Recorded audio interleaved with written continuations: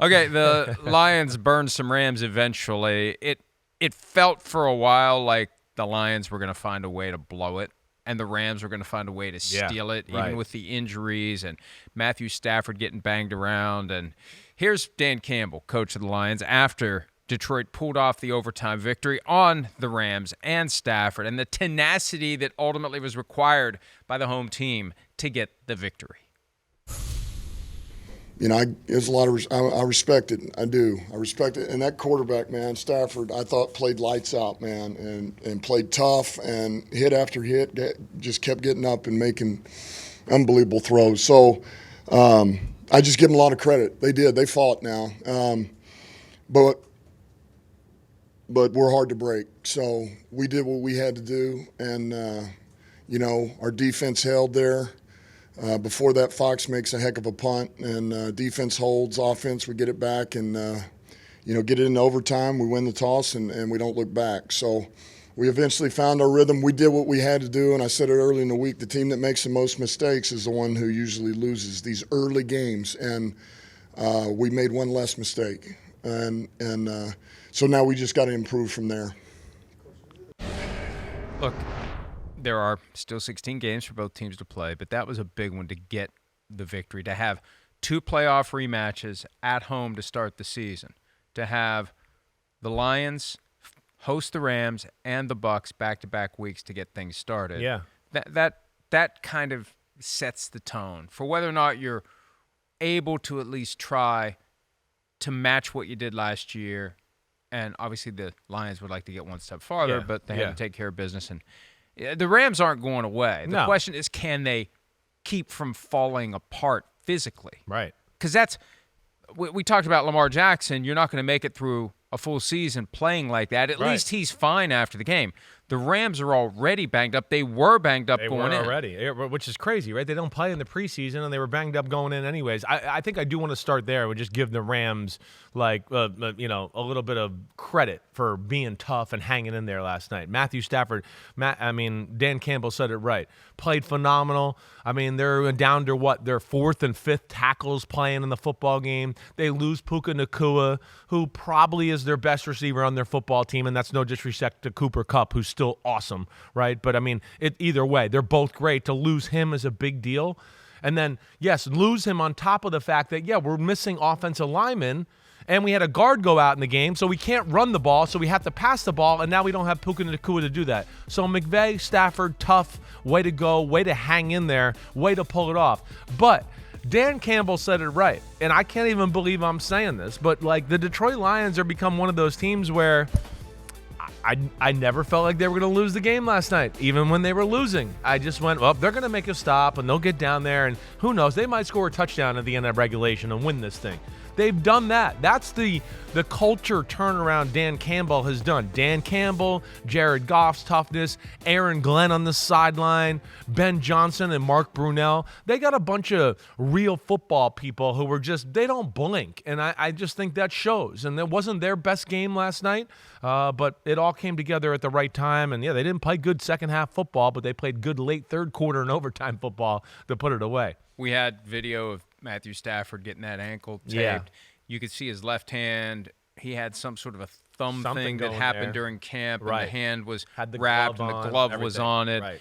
And Campbell made the comment that the more you hit him, the better he plays. And he had that one throw where it wasn't no look. It was like unconscious. Like, he wasn't even trying to look. Like, he just was getting rid of the ball. He just knows where it is. And he knows went where they exactly to where it needed to go. He's the inventor of the no-look pass. He needs to get respect for that. He really But it's is. like a higher level than no look, because it's not like he deliberately did it to fool anyone. It was just, like, I got to get rid of the get ball. out, and I know where this guy and it is. went perfectly to where it was supposed to go. He's extremely gifted. I mean, one of the greatest throwers we've ever seen in the history of the NFL. His hand-eye and ability to flick the ball and do stuff like that is up there with all the all-time greats that we've ever seen. So, they had to ride him, and that was the problem with the football game, that they had to ride him too much last night. That is not going to be sustainable either, I think, to your point on Lamar Jackson and all that. If they have to drop back and throw the ball 50 times a game, game. They threw it 49 last night with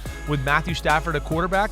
Yeah, this is not going to be a recipe for success. That's where they need to get that offensive line healthy. And they got one of the best backs in football in Kyron Williams, and lean on that a little bit. And then, of course, that takes pressure off of Matthew Stafford and everything there. But a lot of respect to them, especially new D coordinator. And, hey, the one thing I worried about, and I know you worried about it too, was the fact that I thought Detroit's O-line might steamroll them like they did in overtime. Yes. Right, I thought that might be the whole night, and I'll give Shula, the new defensive coordinator, a lot of respect. They look like they had a good game plan. They play tough and physical always. That's the one thing McVay and the Rams always do, and maybe don't get enough credit. But those young guys on the front seven showed up, so respect to them. But the Lions are arguably the best roster in football. They believe in themselves as much as any team in football, maybe other than the Kansas City Chiefs. And we saw that, kind of come to a head there late in the football game, and it's going to be tough to beat them in that building.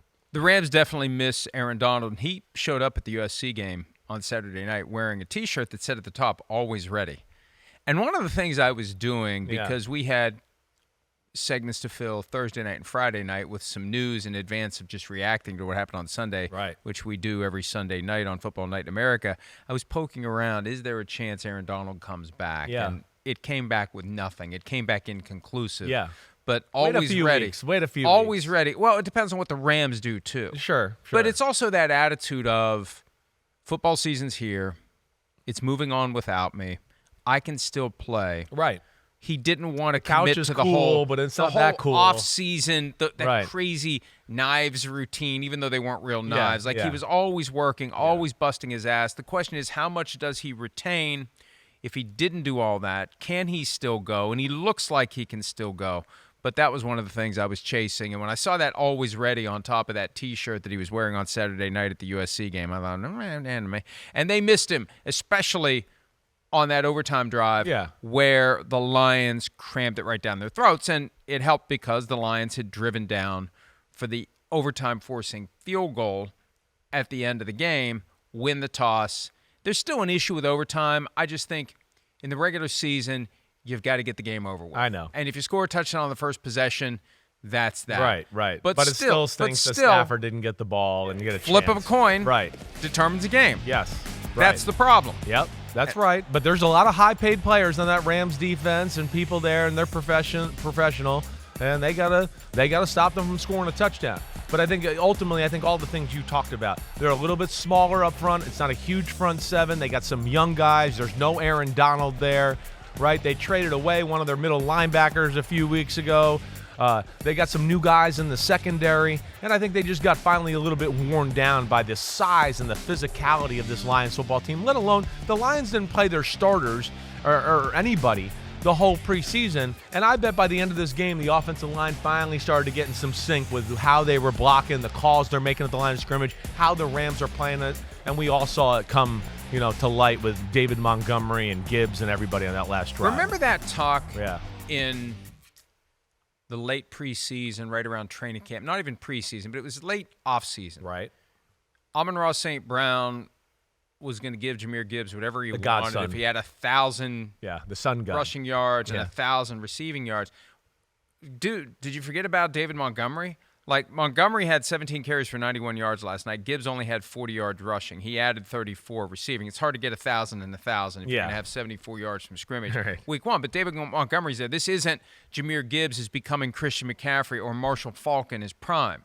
You've still got another guy there, and look at what Montgomery did late in the game with the game on the line, just pounding and pounding and pounding and pounding. And to have that element where you have both guys, that helps you have the kind of offense the Rams don't. Look at what the Rams didn't do running the ball. Right. Blake Corum didn't have a rushing attempt. No, well, they got a stud there at running back, and I think Averaged 2.8 last night, though, Kyron Williams, 2.8. I know. Well, they couldn't open up a hole. It wasn't like there was something there and he couldn't make it happen or anything. It was an interesting approach they took. They didn't have a lot of their starting offensive linemen. Instead of trying to run the ball against that front, they just said, we're going to give it to Stafford and we'll get the ball out quick early. And they basically used a short passing game as a substitute to the run game, is what they did. Hi, it's Mike Florio. Thanks for watching PFT on YouTube. Hit subscribe for the latest news and analysis from Pro Football Talk.